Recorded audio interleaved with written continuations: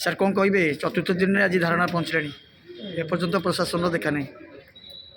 ଦୁଃଖର ବିଷୟ। ମୁଁ କଣ୍ଟାବାଡ଼ା ଭାଇସ୍ ଚେୟାରମ୍ୟାନ୍ ଯତୀନ୍ଦ୍ରନାଥ ବରାଳ ମୋ ନାଁ। ମୁଁ ଇଲେକ୍ଟ୍ରୋନିକ୍ସ ମିଡ଼ିଆରେ କାଲି ଆମେ ଏଠି ଚତୁର୍ଥ ଦିନ ଆଜି ପହଞ୍ଚିଛି, ଆମର ଅନଶନ ପହଞ୍ଚିଛି। ରାତି ଦିନ ଅହରାତ୍ର ମଧ୍ୟ ଆମେ ଅନଶନ ଜାରି ରଖିଛୁ।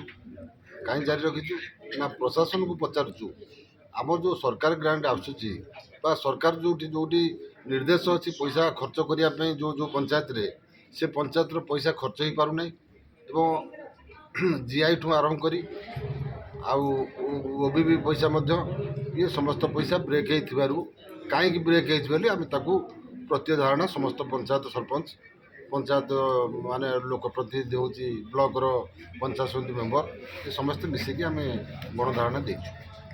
ସାର୍ ଏଇଟା ଗଣତନ୍ତ୍ରରେ ଗୋଟେ ନୂଆ କଥା ନୁହେଁ କି ଶାସକ ଦଳ ବସୁଛି ବର୍ତ୍ତମାନ ପାଇଁ ପ୍ରଶାସନ ଦୃଷ୍ଟିରେ ଧାରଣା। ହଁ, ଧନ୍ୟବାଦ, ଭଲ କଥା ଆପଣ କହିଲେ।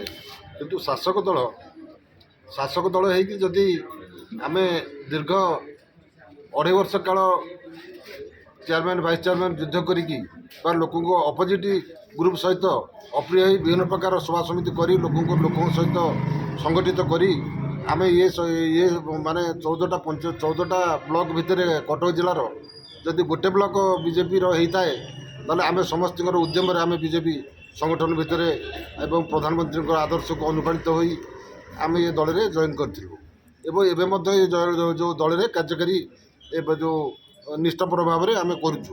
କିନ୍ତୁ ଦୁଃଖ ଓ ପରିତାପର ବିଷୟ, କାଲି ଯେଉଁ ପ୍ରେସ୍ ମିଟ୍ ବିଧାୟକ କଲେ, ଯେଉଁ ପ୍ରତି ପଞ୍ଚାୟତର ହିସାବଟାକୁ ଦେଇଛନ୍ତି ବା ସିଏ ତାଙ୍କର ତ ରଖିନଥିବେ, ତାଙ୍କୁ କୌଣସି ବ୍ଲକ ପ୍ରଶାସନ ନିଶ୍ଚିତ ଭାବରେ ଦେଇଥିବ, କିନ୍ତୁ ସେ ବ୍ଲକ ପ୍ରଶାସନ ଯାହା ଦେଇଛି ଏ ସମ୍ପୂର୍ଣ୍ଣ ମିଥ୍ୟା। ପ୍ରତ୍ୟେକ ପଞ୍ଚାୟତର ଆଲଟମେଣ୍ଟ କେତେ, ସାଙ୍କସନ୍ କେତେ ଆସିଲା, କେତେ ଖର୍ଚ୍ଚ ହେଇଛି, ଆମେ ଯେହେତୁ ଚେୟାରମ୍ୟାନ୍ ଭାଇସ୍ ଚେୟାରମ୍ୟାନ୍ ଏଇଟା ଅଛୁ, ଆମେ କ'ଣ ବ୍ଲକରେ ଆମର ଯେଉଁ କେଉଁ ଗ୍ରାଣ୍ଟ ଆସିଲା କ'ଣ ହେଲା ଏ ଚିଠିଟା କ'ଣ ଆମେ ପାଇପାରୁନୁ? ତେଣୁକରି ଆମେ ତାକୁ ମିଳେଇକି ଦେଖୁଛୁ। ଏ ସମ୍ପୂର୍ଣ୍ଣ କେଉଁ ଗୋଟାଏ ପଞ୍ଚାୟତର ସ୍ଥିରତା ଭାବରେ କରିନାହାନ୍ତି, ଇଏ ଆନୁମାନିକ ଭାବରେ କରିକି ଇଏ ଗୋଟାଏ ଲୋକଲୋଚନକୁ ଦେଖାଇ ଦେବାକୁ ଚାହୁଁଛନ୍ତି ଯେ ମୁଁ ପ୍ରୋଟେକ୍ସନ୍ ଦେଉଛି ବିଡ଼ିଓ ଆଉ ତ ପ୍ରଶାସନକୁ। ଇଏ ମୋ କଥା ଅନୁସାରେ ଏ ସରପଞ୍ଚ ନୋମିନି ପାଇଁ କେତେଟା ପଇସା ହେଉଛି ଯେ ଲୋକପ୍ରତିନିଧିମାନଙ୍କର କେଉଁଠି ଠାକୁର ଅଟେ କରିବେ, କେଉଁଠି ଗାଡ଼ିଆଟିଏ କରିବେ, କେଉଁଠି ପାହାଚଟିଏ କରିବେ, ସେ ପଇସାକୁ ତାଙ୍କ ପଇସାର ହିସାବଟାକୁ ନ ଦେଇକି ବିଧାୟକ ସିଏ ସରପଞ୍ଚ ଆଉ ନୋମିନିମାନଙ୍କର ହିସାବକୁ ଚିଠା ଉପରେ ଚିଠା ଲେଖିଦେଇ ଚାଲି ଯାଉଛନ୍ତି। ଯାଅ ଅମୁକ ଜାଗାରେ ଏକଥା କରିବ, ସମୁକ ଜାଗାରେ ସେ କଥା କରିବ। କିନ୍ତୁ ସେ ବୁଝି ରଖିବା ଦରକାର, ଯେଉଁ ପଞ୍ଚାୟତର ପ୍ରତିନିଧିମାନେ ଜିତିକି ଆସିଛନ୍ତି ସେମାନଙ୍କର ଅଧିକାର କିଛି ନାହିଁ ଗୋଟାଏ ପ୍ଲାଟଫର୍ମ କରିବାକୁ। ସେଥିସକାଶେ ଏ ଗଣଧାରଣା ହେଇଛି। ତାଙ୍କର ଅଧିକାରଟା ଯେହେତୁ ସେ ଅଧିକାର ତା ସାବ୍ୟସ୍ତ କହନ୍ତି, ଯେଉଁ MLA ଉପରେ ତାଙ୍କର ଯେଉଁ ପଇସାଟା ଆସୁଛି ସେ ପଇସାଟାକୁ କେଉଁ ପଞ୍ଚାୟତରେ କ'ଣ ଦେଲେ ତାକୁ କ୍ଲିଅର କରନ୍ତୁ।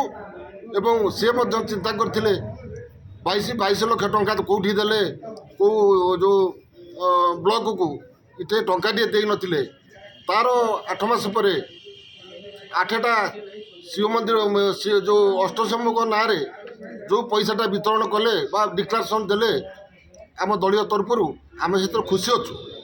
କିନ୍ତୁ କ'ଣ ଅଲଗା ବ୍ଲକରେ ଗୋଟାଏ ପ୍ରୋଜେକ୍ଟ ମଧ୍ୟ ରହିପାରିଲା ନାହିଁ? ସେ ପ୍ରାଚୀ ନଦୀ କଡ଼ରେ କ'ଣ କଣ୍ଟାପଡ଼ା ବ୍ଲକଟା ନଥିଲା? ତେଣୁ ଆଙ୍କର ଯେଉଁ ବୈମାତୃ ମନୋଭାବ ରହୁଛି କଣ୍ଟାପଡ଼ା ପ୍ରତି, ଆମେ ଏଇଟା ସମସ୍ତ ଜିନିଷ ଭୁଲି ଯାଇକି ଆମେ କୌଣସି ଯେଉଁ ଚିହ୍ନରେ ଜିତି ନଥିଲୁ ସରପଞ୍ଚ ନୋମିନି, ଆମେ ଯେହେତୁ ଯେଉଁ ବିଜୟୀ ବିଧାୟକଙ୍କୁ ସମର୍ଥନ କରିକି ତାଙ୍କୁ ଆଜି ଜୟଯୁକ୍ତ କରେଇଛୁ। ତେଣୁ ତାଙ୍କର ଏସବୁ କାର୍ଯ୍ୟକଳାପକୁ ଆମେ ନାପସନ୍ଦ କରୁଛନ୍ତି ସାଧାରଣ ଲୋକ।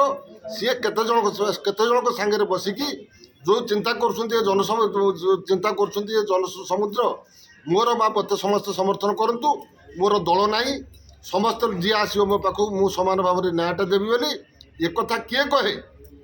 ଯିଏ ସମ୍ପୂର୍ଣ୍ଣ ଭାବରେ ମିଛ କଥା କହୁଥିବା ଲୋକ, ଇଏ ସର୍ବସାଧାରଣ ଏକଥା ପ୍ରକାଶ କରିବାକୁ ଚାହୁଁଛନ୍ତି। ମୁଁ ସମସ୍ତଙ୍କ କାମ କରୁଛି, ଯେ ସମସ୍ତଙ୍କ କାମ ନ କରେ ସିଏ ଏ କଥାଟା ପ୍ରକାଶ କରେ।